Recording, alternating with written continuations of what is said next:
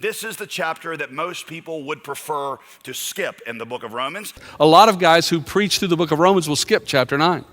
Today you hear terms like Calvinism or predestination or Reformed theology. You may be familiar with the terms Calvinism or Reformed theology. Does he choose people for salvation, or do they choose it for themselves? So does God elect those who will be saved, or is salvation man's choice? Has God failed to keep his promises? Another voice asks another question. Did God fail? The covenant that God had with Israel, Paul explains, was never about ethnic identity. It was always about personal trust in his promises. But God's covenant was never based on ethnic identity, but on a personal trust in the promise of the Messiah. In fact, do you remember when we were back in chapter 2 how Paul explained that circumcision, true circumcision, was not the cutting away of skin on your physical body.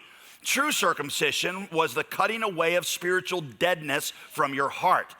In Romans 2:29, Paul is already dealing with this concept. He says, but a Jew is one inwardly, and a circumcision is a matter of the heart, by the Spirit, not by the letter. Paul uses two examples there to drive that home. You see, Paul uses now two Old Testament examples. The first one is there in verse 9. Abraham has two sons, Isaac and Ishmael. One is Abraham and his son Isaac, and then we'll look at the other one. Maybe even more clearly, look in verse 13. Isaac, who was Abraham's son, himself had two sons. Is God unfair in how he dispenses mercy? Is God unfair? Is it unfair for God to have this? The definition of mercy is that you receive something that you do not deserve. If you deserved it, it would not be mercy, it would be justice. Mercy is receiving something you don't deserve. The human struggle here is with justice. But still, you ask, well, why did God choose some and not others? So here's the question.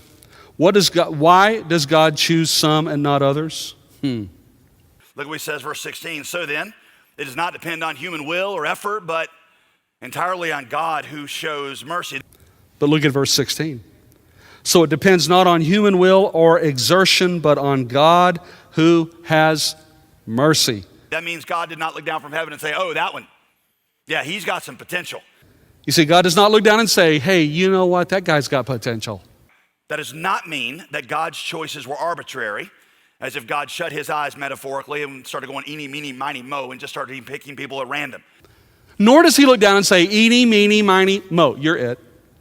Is God unjust then in holding us accountable? Is God unjust?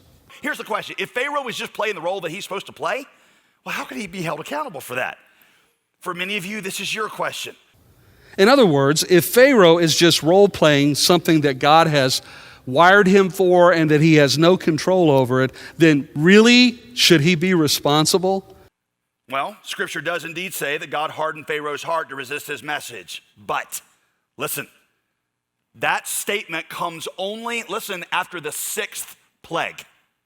It wasn't until after the sixth plague that it says God hardened his heart. I know this might hurt your head a little, but C.S. Lewis correctly says that hell is always a door that is first locked from the inside. In other words, it's true that if anybody's saved, the credit is God's and God's alone. But if anybody is lost, the blame is 100% entirely theirs. C.S. Lewis famously said, hell is always locked from the inside. You say, what does that mean? It means that nobody goes to hell because God is sadistic and throws them there, that we choose. It's a mystery. If you are saved, listen carefully.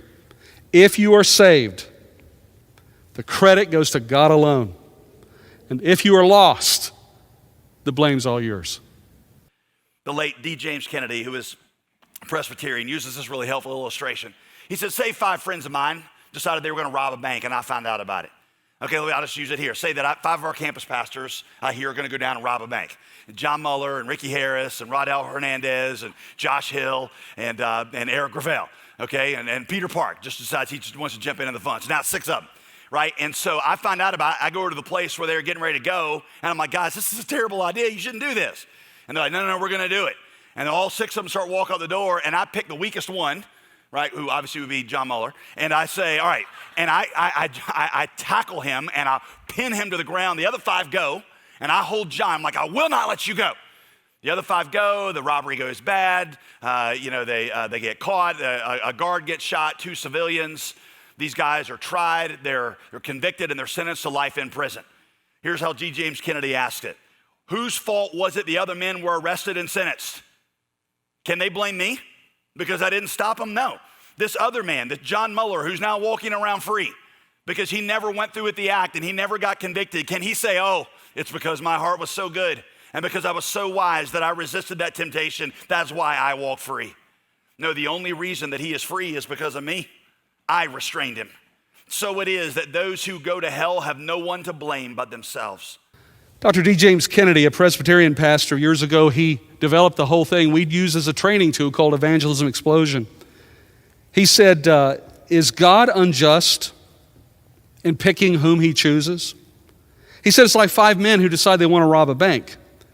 You plead with them not to do it. They're 5 friends of yours. But they ignore your pleas and they say, no, we got to go. We've got it scheduled. This is the perfect time to do the bank robbery. And so on their way out, you plead until they are moving away from you swiftly. When you tackle the last guy on his way out, you keep him from leaving the building. They see you wrestling in the background, but they've got an appointment. They've got to be there at a certain time, so they take off. The robbery goes bad. A guard is killed. They are caught and sentenced to death. All 4 of these men.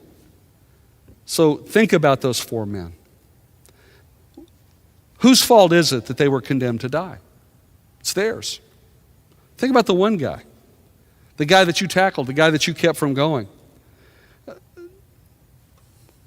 Would he have the right to stand up and say somewhere, I didn't experience that because I'm a good man, I'm pure in heart? No, the reason he didn't experience is you overpowered him. You see, if you die without Christ, you have no one to blame but yourself. Is God's choice to save only some? Is that inconsistent with his goodness? Is God good?